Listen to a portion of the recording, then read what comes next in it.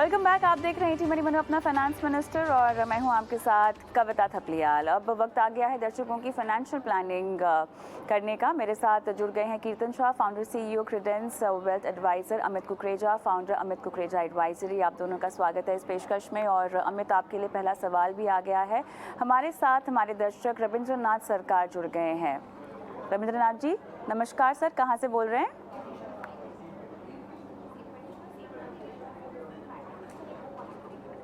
चलिए, शायद call drop हो गई है। कोशिश करेंगे इनको फ़ोन लाइन पर एक बार फिर से लाया जाए। लेकिन अमित, आपके पास सवाल होगा इनका।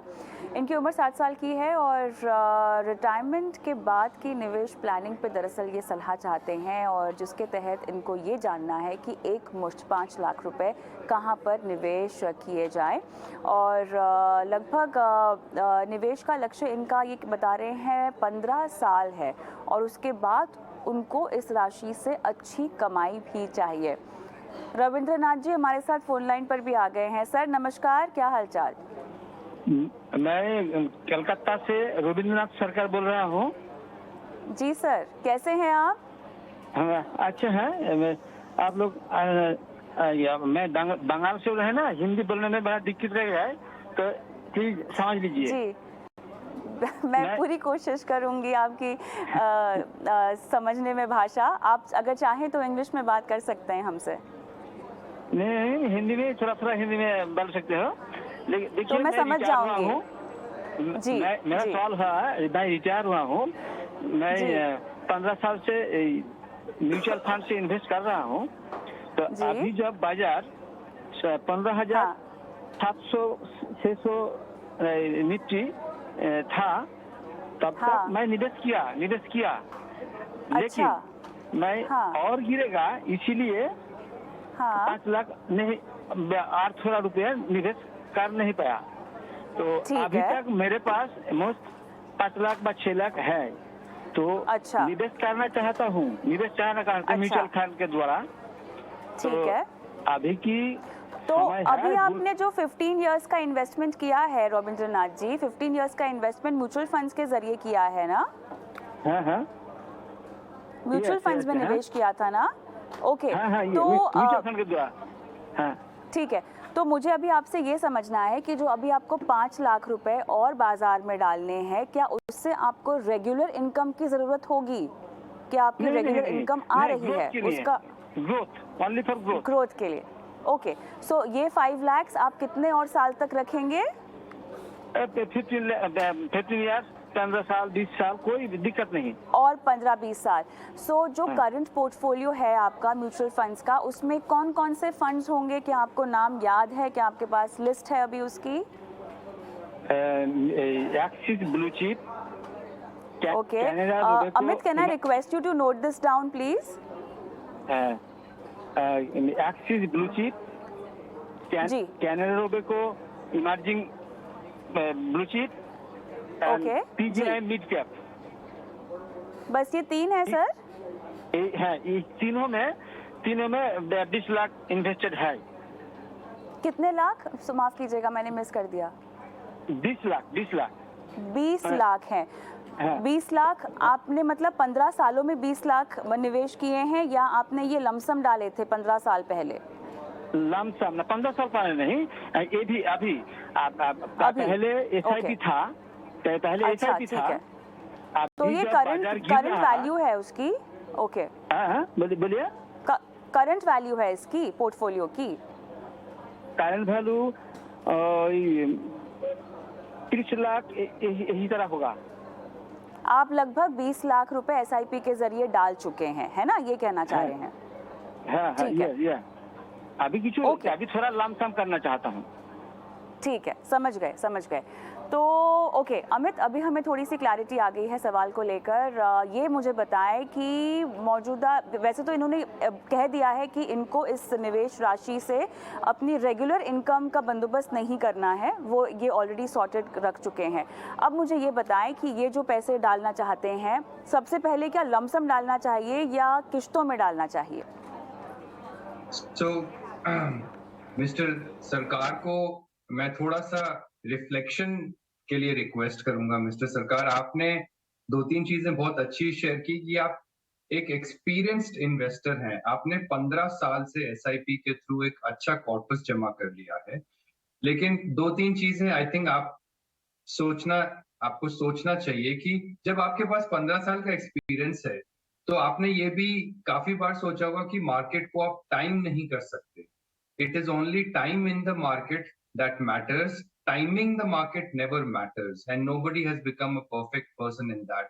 तो आप जो शुरू में बोल रहे थे कि आपने एक इंडेक्स का फॉल मिस कर दिया, लमसम कैसे लगाएं, तो वो क्वेश्चन अभी भी आपके दिमाग में मेरे हिसाब से नहीं आना चाहिए, एक 15 साल के सीजन्ड इन्वेस्टर का नहीं आना चाहिए। लेकिन अगर आप फिर भी लमसम इन्वेस्ट करना चाहते हैं और टाइमिंग को दूर रखते हुए आप बैलेंस एडवांटेज फंड में आप इन्वेस्ट कर सकते हैं। बैलेंस एडवांटेज फंड का इंटरनल एल्गोरिदम यही होता है कि जो भी मार्केट की अट्रैक्टिव वैल्यूएशंस होते हैं, तो वो डेट टू इक्विटी फंड में स्विच कर जाते हैं।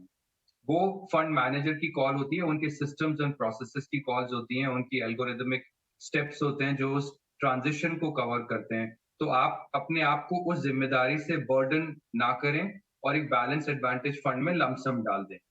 लेकिन आपके पास ऑलरेडी अच्छे इक्विटी स्कीम्स हैं, आपने बोला कैनारा रोबेको है, आपके पास एक्सिस ब्लू चिप है, आपके पास एक बहुत ही अच्छा पीजे मिड कैप फंड है।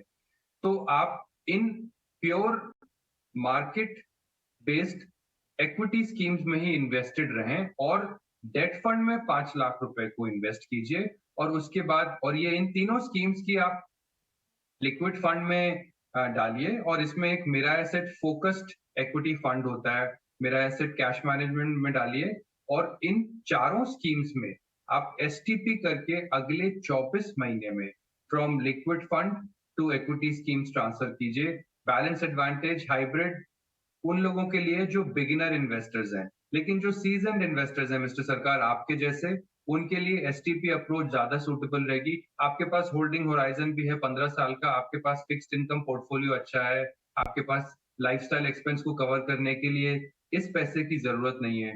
तो have a experienced investor approach according to me. Amit, मुझे एक सवाल आपसे ये पूछना है, और क्या रविंद्र जी मेरे साथ फोन लाइन पर हैं? रविंद्रनाथ जी, हाँ बोलिए। हाँ। सर, मुझे आपसे ये समझना है कि अभी तो आपको एक बैलेंस्ड अप्रोच सुझाई जा रही है, क्या आप थोड़ा सा रिस्क ज़्यादा ले सकते हैं? क्या हम आपको थोड़ा सा ज़्यादा अग्रेसिव स्ट्रैटेजी यहाँ पे रेकमेंड कर सकते हैं क्या? बोलिए। मैंने सुनिए, मैं बैलेंस हाइब्रिड फंड में नहीं चाहता। मैं रिस्क के लिए कोई पिछपा नहीं है, डर में कोई डर नहीं है, इक्विटी के लिए कोई डर नहीं है, मैं डरता नहीं। ओके चलिए, ये डरते नहीं हैं और मेरे ख्याल से जो इन्होंने टाइम होराइजन रखा हुआ है अमित, वो भी 15 से 20 साल का है, 5 लाख का। तो आपने एक स्ट्रैटेजी जो कि थोड़ी सी कंजर्वेटिव है और बैलेंस्ड है वो इनको रेकमेंड कर दी है। मैं चाहती हूँ, वैसे बहुत कम होता है अमित, हमें इस तरह के इस एज में इतने रिस्क उठाने वाले दर्शक सवाल पूछते हैं, तो ये अपने आप में काबिल तारीफ़ है। लेकिन अब इनको एक थोड़ी सी अग्रेसिव स्ट्रैटेजी भी आप क्या बताना चाहेंगे? अगर ये अग्रेसिव स्ट्रैटेजी थोड़ा लेना चाहते हैं तो एक मल्टी कैप फंड या फ्लेक्सी कैप फंड को ऐड करें, जैसे पराग पार एक फ्लेक्सी कैप फंड है, इस फंड को भी ऐड कर सकते हैं। मेरा एसेट फोकस्ड इक्विटी फंड है, वो मल्टी कैप नहीं है बट वो भी एक अच्छा फंड है। और ये जो 3 फंड इनके पास ऑलरेडी हैं, ये अच्छे परफॉर्मर्स हैं, इनको चेंज करने की जरूरत नहीं है। तो इनका एक्सपीरियंस और systematic investment approach into these 4-5 schemes are good enough, और इनको वो अच्छा रिटर्न्स देंगे। एटलीस्ट हाइब्रिड या बैलेंस एडवांटेज फंड से तो बेटर रिटर्न्स मिलेगा क्योंकि इनका होराइजन अच्छा है और इनकी नॉलेज भी अच्छी लगती है। चलिए रविंद्रनाथ जी, ऑल द बेस्ट। आपको फंड्स के नाम रेकमेंड कर दिए हैं, उम्मीद करते हैं कि आपने इसको नोट डाउन कर लिया हो। नहीं नोट डाउन किया है तो हमारा ये जो शो है वो यूट्यूब पर भी जाता है, तो आप यूट्यूब पर जाइए हमारे चैनल के और वहाँ से अपनी सलाह को आप एक बार फिर से देख सकते हैं। SK साहू हमारे साथ अब फोन लाइन पर हैं, जो कि कीर्तन से सवाल पूछेंगे। साहू साहब नमस्कार, कहाँ से बोल रहे हैं सर आप? मैं छत्तीसगढ़ से बोल रहा हूँ। क्या करते हैं सर? प्राइवेट जॉब है। ओके, कब से इन्वेस्टमेंट कर रहे हैं? अभी तो SIP स्टार्ट लास्ट 1 साल से हुई स्टार्ट हुआ है, बाकी जो 1 साल से आपका जी 1 साल से SIP 1 साल से, बाकी वो पहले से चल रहा है 5 साल 10 साल से चल रहा है। ओके, तो अभी आपने लगभग 18,500 की SIP कर रखी है ना 5 फंड्स में? जी जी जी। ये जो LIC है, ये कौन से पॉलिसी है LIC की? हर महीने आप 5,000 रुपए का इसमें निवेश कर रहे हैं? नहीं, इसमें मिक्स है। मेरा जीवन साथी है, जीवन आनंद है, सब मिक्स है उसमें। तो अगर लमसम में अगर 60 से 70,000 देता हूँ ईयर में, तो इसीलिए उसको मंथली बेस पे कर दिया हूँ। अच्छा, तो बताइए अब आप क्या चाहते हैं इस पोर्टफोलियो से सर? इसमें जो मैं सिलेक्शन SIP उससे जो मेरा है तो उसमें अचीवमेंट कर पाऊँ नहीं पाऊँ गोल को, जो मेरे को चाहिए 60 लाख टू 70 लाख चाहिए आफ्टर 10 ईयर्स बाद, और आफ्टर 15 ईयर्स 20 लाख चाहिए। तो कहीं मेरे कहीं 1.5 से 2 करोड़ चाहिए 15 ईयर्स के बाद। तो ये अचीवमेंट हो पाएगा नहीं पाएगा इसमें? देखिए, फंड्स तो आपके उम्दा है। मुझे ये बताइए, रेकमेंड किसने किए हैं? एडलवाइस, ग्रेटर चाइना इक्विटी जो ऑफशोर फंड है आपके पास, ये आपने क्यों शामिल किया? एक्चुअली मैं इसको ऑब्जर्वेशन करा था 1 साल से पहले, इन्वेस्ट पहले कि क्या कैसा है। तो उसमें मेरे को जो लगा कि इसमें पांचों में उसके साथ, इसीलिए मैंने इन्वेस्ट किया था, उसको स्टार्ट किया था इसमें। ऑलराइट, सिलेक्शन ठीक है मैम, SIP सिलेक्शन ठीक है ना? चारों पांचों फंड है। बिल्कुल, वही चेक करते हैं। कीर्तन है हमारे साथ उसके लिए। कीर्तन बताएं। साहू जी, सबसे पहले तो आपका जो सवाल मेरे पास है उसमें आपने 2 मेजर गोल्स आइडेंटिफाई किए हैं। आपको शायद 10 साल बाद 50 लाख रुपए चाहिए और 15 साल बाद 30 लाख रुपए चाहिए। अब अगर छोटा सा ब्रेक डाउन करें तो आपको तकरीबन 22,500 रुपए के आजू-बाजू की SIP करनी होगी, तब जाके आपका 50 लाख का जो लक्ष्य है 10 साल में वो मीट हो सकता है। और आपको तकरीबन 6,500 रुपए की SIP करनी होगी अगर आपका जो 30 लाख रुपए का लक्ष्य है आज से 15 साल बाद वो मीट करना है तो। अब देखिए, क्योंकि आप SIP के अलावा NPS, PPF और ऐसे काफी दूसरे इंस्ट्रूमेंट्स में भी निवेश करते हैं, तो मान लीजिए अगर मैं कहूँ कि आप जो NPS में निवेश कर रहे हो 3,000 रुपए, वो आपके रिटायरमेंट गोल के साथ लिंक्ड है, तो आपको शायद 22,500 की जगह पे 19,500 या 19,000 का निवेश करना पड़ेगा आपका जो 50 लाख का लक्ष्य है वो पूरा करने के लिए। और अगर आपका जो PPF वाला 5,000 है, उसे अगर मैं आपके 30 लाख वाले गोल के साथ जोड़ दूं तो आपको शायद 1,500-2 हज़ार रुपए की एडिशनल SIP करनी पड़ेगी, तब जाके ये दोनों गोल्स मेरे हिसाब से आपके मीट हो सकते हैं। आपके फंड्स के बारे में मुझे ऐसा लग रहा है कि आपके 2-3 फंड्स काफी अच्छे हैं, पराग पारिक, मिराई, एक्सिस। आप ये तीनों, SBI भी एक फंड अच्छा है, पर अगर आप देखें एक्सिस फोकस्ड 25 और SBI फोकस में काफी ओवरलैप है पोर्टफोलियोज कैटेगरी में। तो मुझे ऐसा लग रहा है कि अगर आप एक्सिस फोकस 25 को बेचकर एक्सिस के मिड कैप फंड में चले जाए तो शायद थोड़ा सा अच्छा सा डाइवर्सिफिकेशन आ सकता है आपके पोर्टफोलियो में। और मुझे ऐसा लग रहा है कि अगर एडलवाइस ग्रेटर चाइना फंड खरीदने के पीछे आपका कोई स्पेसिफिक रीजन नहीं है, तो आप उस फंड को भी जाने दे सकते हैं और उसमें जो SIP है उस SIP को इक्वली बाकी 4 फंड्स में निवेश कर दीजिए। कोई सवाल आपको पूछना है साहू साहब कीर्तन को? सर जो अभी एक्सिस फोकस 25 को मेरे को क्विट करना है और एक्सिस मिड कैप में करना है, बाकी चारों चलने दूंगा। परफेक्ट। तो आपका एक्सिस फोकस 25 है वो, और एडलवाइस ग्रेटर चाइना, ये दोनों फंड में जो आप निवेश कर रहे हैं उस निवेश को एक्सिस मिड कैप में मूव कर दीजिए। और ध्यान रखिए कि शायद किसी भी एक फंड में, जो बाकी के चारों फंड है एक्सिस मिड कैप को मिलाकर, ऐसा ना हो कि आप डिस्प्रोपोर्शनेटली बहुत ज्यादा निवेश किसी एक फंड में कर रहे हैं। ट्राई कीजिए कि ये चारों फंड्स में आपकी SIP समान जा रही है, तो आई थिंक एक अच्छा सा बैलेंस आ जाएगा आपके पोर्टफोलियो में साहू जी। चलिए, बहुत बहुत धन्यवाद साहू साहब सवाल भेजने के लिए। संदीप दर्शक हमारे फोन लाइन पर हमारे साथ हैं। नमस्कार संदीप, पूछिए अपना सवाल।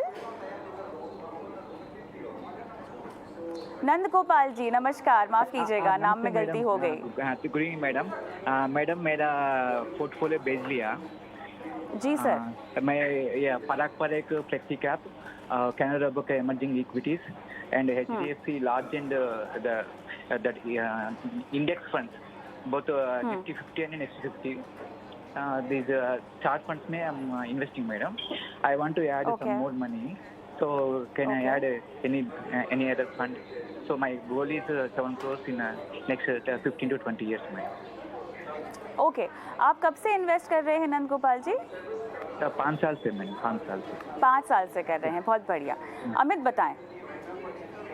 गोपाल जी, अगर आप आज जीरो से स्टार्ट करते और आपको 20 साल में 7 करोड़ रुपए अगर इकट्ठे करने होते तो आपको 60,000 रुपीज की SIP चाहिए होती।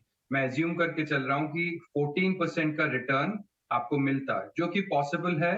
जो स्कीम्स आपने चूज की हैं उस पे आधारित ये रिटर्न पॉसिबल है। लेकिन आप ऑलरेडी 5 साल से इन्वेस्ट कर रहे हैं और मेरे पास करंट सरप्लस, आपका करंट एक्यूमुलेशन वैल्यू नहीं था, तो डेफिनेटली आपकी रिक्वायर्ड SIP जो है वो 60,000 से और कम हो जाएगी, क्योंकि वो कॉर्पस भी 14% से ग्रो करेगा। आपने ऑलरेडी अबाउट 1 लाख रुपए की SIP ऑन रखी हुई है, मतलब आप अपने 7 करोड़ के लक्ष्य को 20 साल से कहीं पहले, बहुत पहले अचीव कर सकते हैं, अगर आप एक सीजनड और एक स्टेबल इन्वेस्टर है, मतलब कि आप अपसाइड और डाउनसाइड को मार्केट की अच्छे से समझते हैं।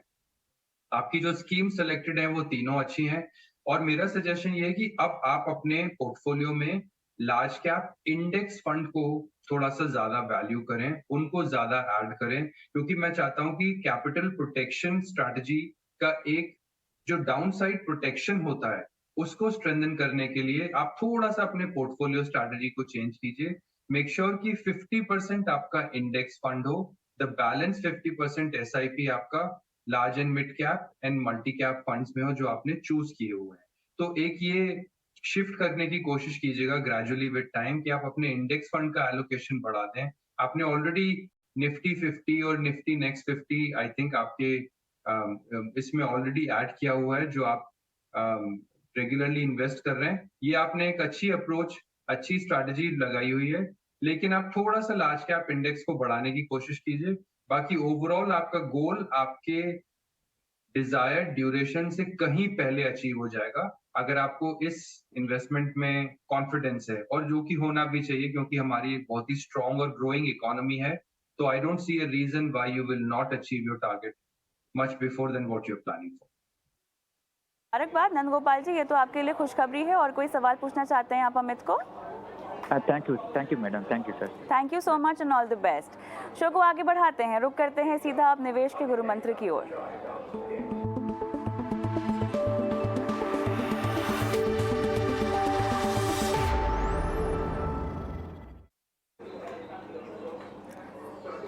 बताइए कीर्तन, आप अपने अनुभव के समुद्र से क्या निवेश के गुरु मंत्र आज लेकर आए हैं दर्शकों के लिए?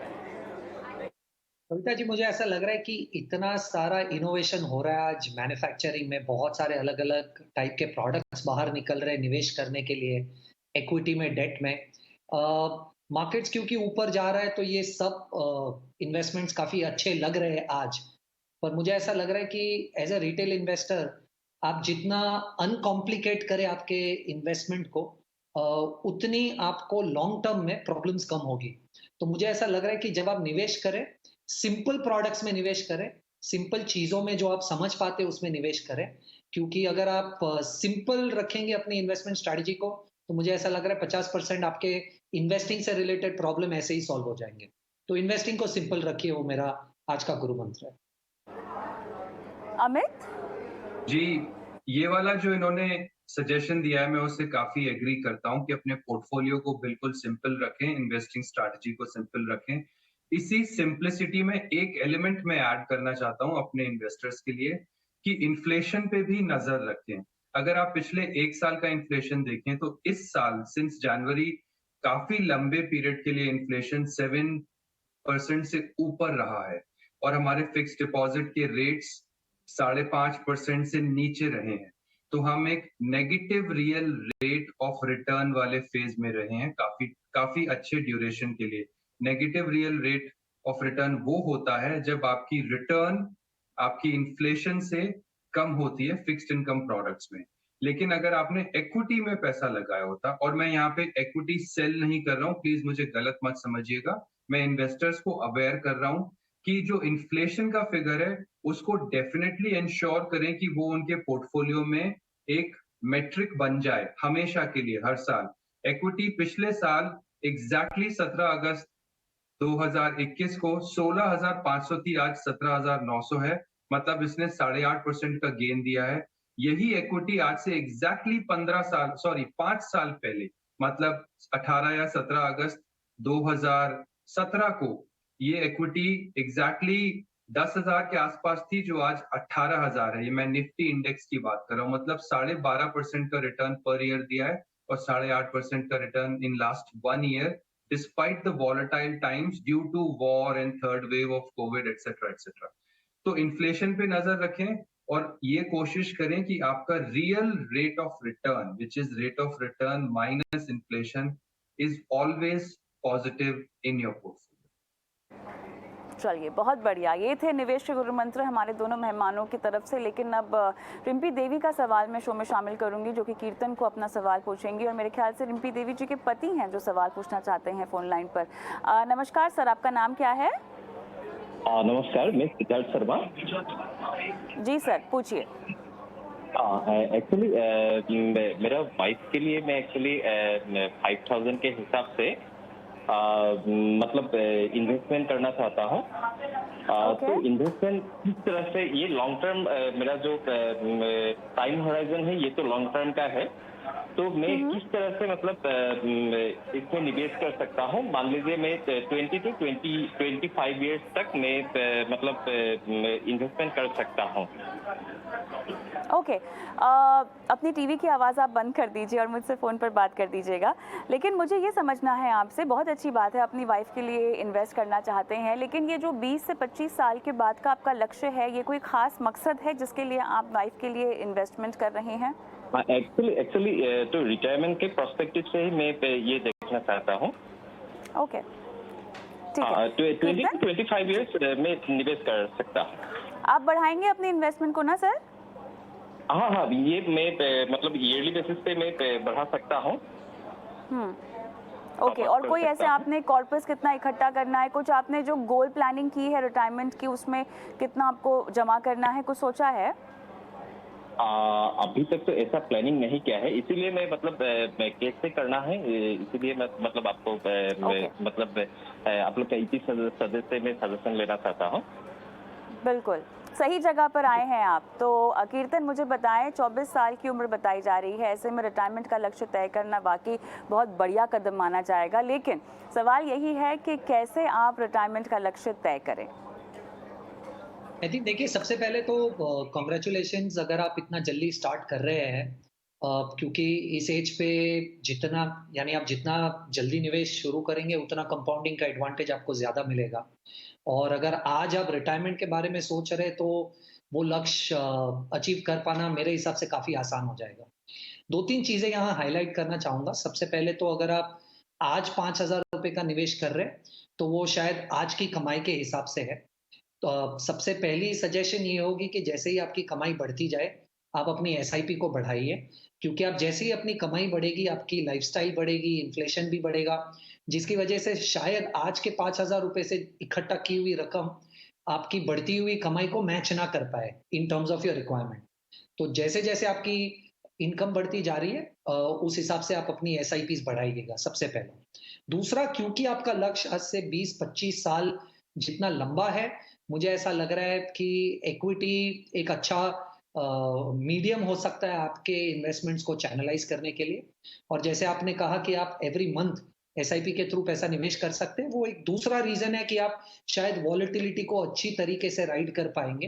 तो आपके पास एसआईपी के द्वारा निवेश करने का मौका भी है और समय भी काफी लंबा है। तो मैं कहूँगा डेफिनेटली आपको ये एसआईपी के माध्यम से निवेश करना चाहिए। 2 फंड्स मैं आपको सजेस्ट करूंगा। आप ₹2,500 एक्सिस ब्लू चिप और ₹2,500 पीपीएफएस के फ्लेक्सी कैप फंड में निवेश कर सकते हैं। आपके ₹5,000 को इस 2 फंड्स में निवेश करने से स्टार्ट कीजिए। हर साल अगर आप 10% से आपका निवेश बढ़ा पाए, तो आज की आपकी एसआईपी 5,000 है, अगले साल आप 5,500, so on and so fourth. अगर आप ऐसे बढ़ा पाए, जिसे आप स्टेप अप एसआईपी कहते हैं, तो आई थिंक आप एक अच्छा रिटायरमेंट कॉर्पस डेफिनेटली जमा कर पाएंगे। पर अगर आप सिर्फ ₹5,000 भी निवेश करते हैं आज से 20 सालों तक, तो आप तकरीबन ₹50 लाख का पोर्टफोलियो जमा कर पाएंगे, अगर मैं अज्यूम करूं कि 12% का रिटर्न आप अपने पोर्टफोलियो पे निकाल पाएंगे। तो ये मेरी सलाह होगी आपसे। चलिए, ऑल द बेस्ट आपके इन्वेस्टमेंट के लिए। निवेश बढ़ाने की, आप निवेश राशि को बढ़ाने की कोशिश कीजिएगा। इसी के साथ कीर्तन आपका और अमित आपका बहुत बहुत धन्यवाद। शो में शामिल हुए दर्शकों की फाइनेंशियल प्लानिंग आप दोनों ने करवाई, उनको निवेश की राह में आप आगे ले गए, बहुत बहुत धन्यवाद। मुझे भी इजाज़त दें, लेकिन इस वादे के साथ कि जो नंबर आपकी स्क्रीन पर अब आने वाला है ना, वहाँ पर अपने सवाल हम तक पहुँचाते रहेंगे। एक्सक्लूसिव व्हाट्सएप नंबर है हमारा, जहाँ पर investment, insurance, loan, credit card, crypto currency, tax से जुड़ा कोई भी सवाल है तो आप 9619873567 पर अपना सवाल हमें भेज सकते हैं, लिखित रूप में भी भेज सकते हैं। अगर आप चाहें तो सवाल का वीडियो रिकॉर्ड करके वो वीडियो इस नंबर पर अपलोड कर सकते हैं। दीजिए इजाज़त, नमस्कार।